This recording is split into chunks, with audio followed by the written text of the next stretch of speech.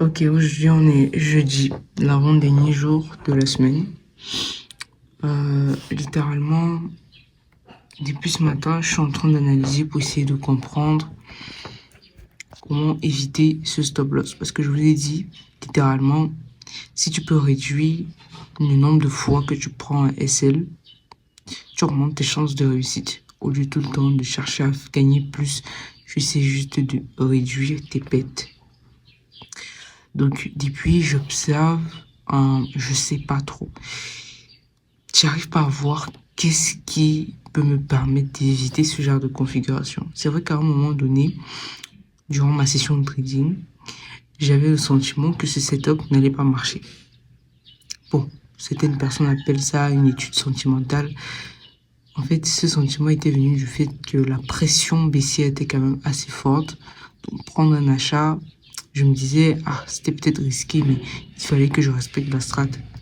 Par contre, sur le gold, ça a plutôt bien marché. Vous voyez qu'on a vachement poussé avec les annonces économiques très très loin. Mais bon, moi j'avais clôturé ici parce que l'annonce économique pouvait aussi faire en sorte que le marché aille dans l'autre sens. Donc, par contre, ici sur le gold, j'avais pas la même impression. J'avais l'impression ici que la pression baissière était moins forte. Il faudrait que quelque part je m'attendais entre guillemets aussi à prendre un SL ici. Mais sur le S&P 500, j'étais sûr à presque 70% que ce trade allait SL. Mais bizarrement, après, grâce aux annonces économiques, bref, conférence de la Fed et tout ça, on est revenu chercher pile poil mon target que j'avais mis ici en haut.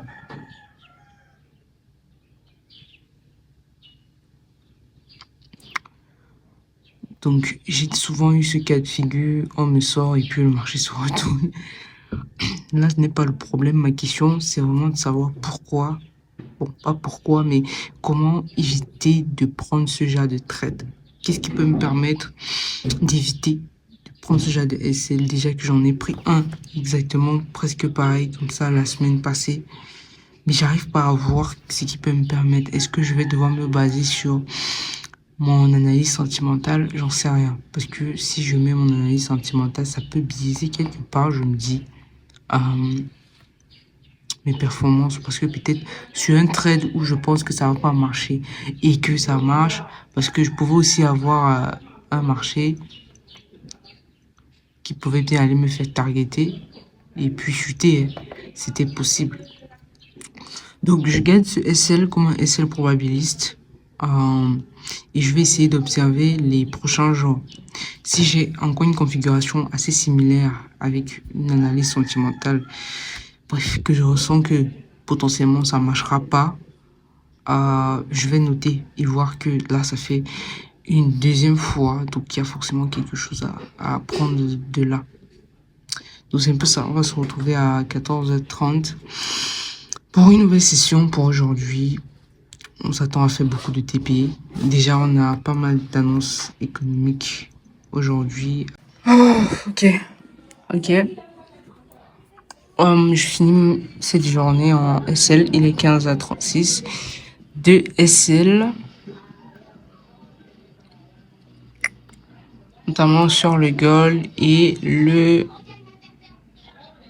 Dow Jones.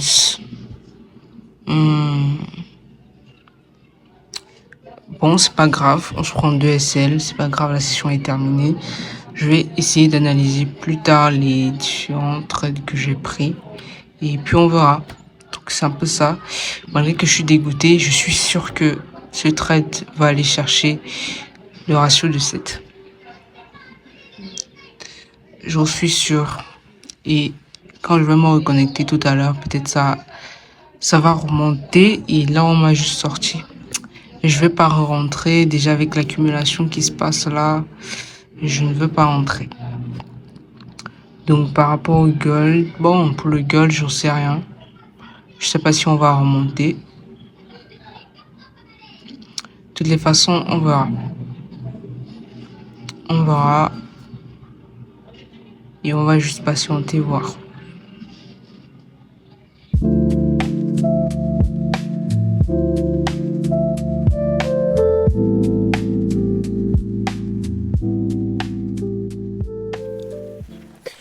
Ok, aujourd'hui on est vendredi, il est actuellement...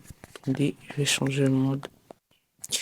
Ok, aujourd'hui on est vendredi, il est actuellement 6h44 ou 6h50, je sais plus trop. Et hier j'ai passé plus ou moins, on va dire à minuit carrément, j'ai une sorte de flash par rapport à tous les SL que je prends depuis la semaine passée. Parce que moi j'ai toujours cette approche selon laquelle même si vous faites un SL, vous devez toujours vous poser la question de savoir qu'est-ce que vous pouvez apprendre de ça. Évitez de mettre toujours les SL sur la faute du marché. Et cette approche, je peux vous rassurer qu'elle m'a aidé énormément à améliorer ma stratégie. Parce que je l'ai dit, si par exemple tu as 100 trades et que sur 100 trades, tu as peut-être 2 TP et 3 SL, si tu peux réduire tes SL, tu augmentes tes probabilités de réussite. Tout simplement. Donc, au lieu de se focaliser tout le temps sur faire plus de gains, plus de TP, vaudrait beaucoup mieux se focaliser sur comment réduire ses SL. Et c'est faisable parce que ne pas trader, c'est aussi trader.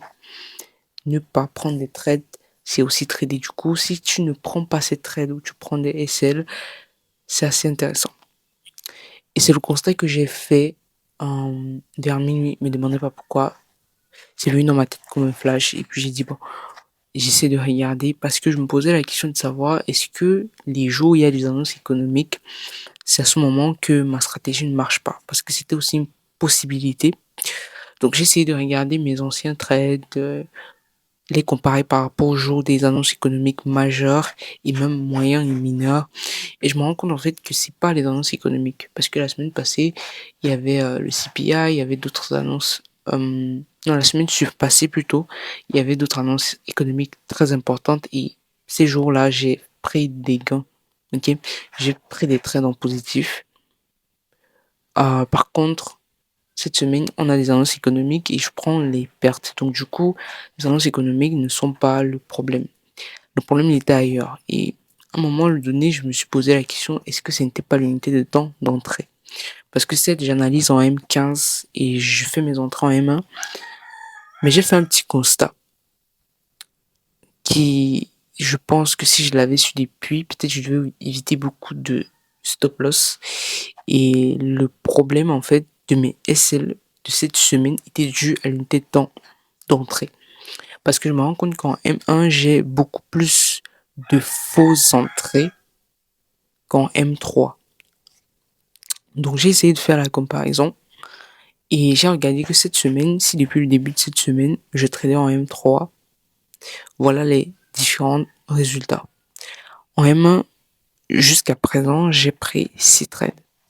J'ai fait 3 trades en positif, d'un ratio supérieur à 1, c'est-à-dire un ratio supérieur à 1 pour 1.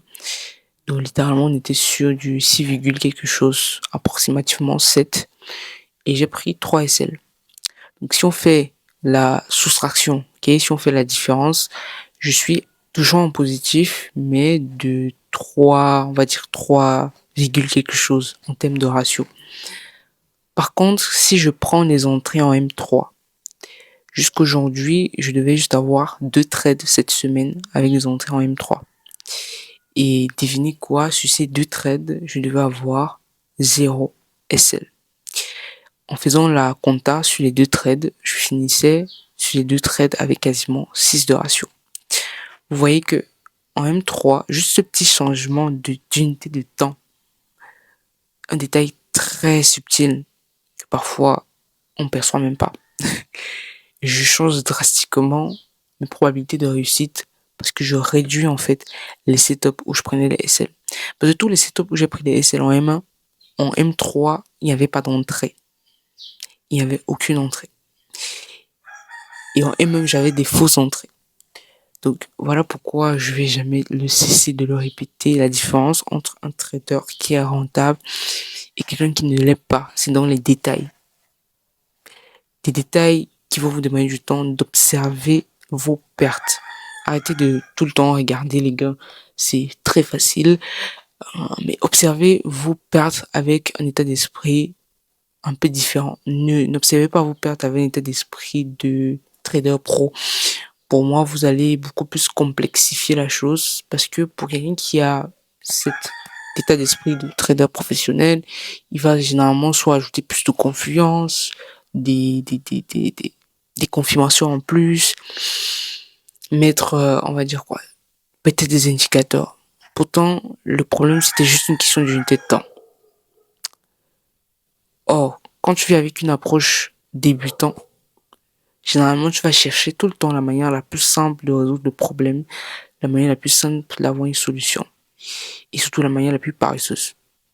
Parce qu'aujourd'hui, oui, ma stratégie, elle est très simple sur le papier, mais avec toutes les améliorations que je fais, aucun débutant, aucune personne ne peut faire des performances avec ces stratégies si je ne lui montre pas ces petits détails que j'ai pu observer avec l'œil du débutant. Parce que l'œil du professionnel, il y a ce qu'on appelle la paralysie des compétences.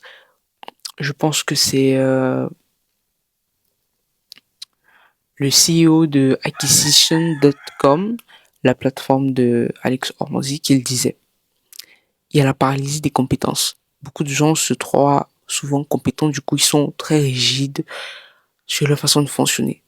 Tellement difficile à être flexible. Donc il y a cette flexibilité qu'un débutant a, parce qu'un débutant peut facilement apprendre ou réapprendre quelque chose, ou désapprendre même. Donc voilà. Aujourd'hui, on va continuer à trader, c'est le dernier jour de cette semaine. On va voir s'il y aura des opportunités. Mes entrées se feront désormais en M3. Maintenant, la question que je me pose, c'est est-ce que toutes les règles que j'ai appliquées en M1, en termes d'entrée et tout ce qui va avec, position de SL et tout, est-ce que je les conserve toujours en M3? Je pense que la réponse qui me vient en tête, c'est oui et non. Mais je saurai qu'avec les jours qui vont suivre les différents setups que j'aurai. Et je vais continuer à améliorer. C'est de cette façon que vous allez progresser. Rien de plus. Donc, on se retrouve sur les graphiques à 14h30. Si jamais on a des opportunités. Ok, pas de setup aujourd'hui. Littéralement, le marché est très baissier. Comme je vous ai dit, on a littéralement travaillé les entrées en M3, aucune entrée. Le marché est très baissier. Je suis sûr que si j'étais en M1, c'est que j'avais appris un setup là. Et je devais me faire sortir. Le marché est très baissier. Donc, pas d'entrée. Ici, il aurait pu y avoir une très belle opportunité sur le Nascent. Ok, mais le problème, c'est que on a pris ma zone clé et ma zone de TP en même temps. Donc, limite, quand je suis cette configuration, je ne rentre pas, j'attends s'il y a un potentiel scénario qui peut se produire. Mais si j'avais forcé une entrée quelque part là, ce qui allait me déranger, c'est où mettre le TP. Parce que j'ai un TP fixe que je mets juste avant même de prendre le trade. Je sais déjà où est-ce que je vais mettre mon TP, où est-ce que je vais mettre mon SL. Exactement, je sais déjà tout. Donc, lorsque le marché part et travailler ma zone clé d'entrée et toucher le TP sur la même bougie, littéralement, c'est très compliqué. Donc, je pourrais dire que ok, je reste encore 15 minutes, peut-être pour prendre ce scénario-ci, mais je ne sais pas. J'en sais rien. Donc, on finit quand même la semaine en positif, littéralement, malgré les SL que j'ai pris.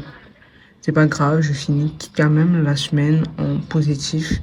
Plus de 3 R de ratio. C'est pas mauvais, mais on peut faire mieux. Voilà. Donc, on se retrouve à une autre vidéo. Ciao.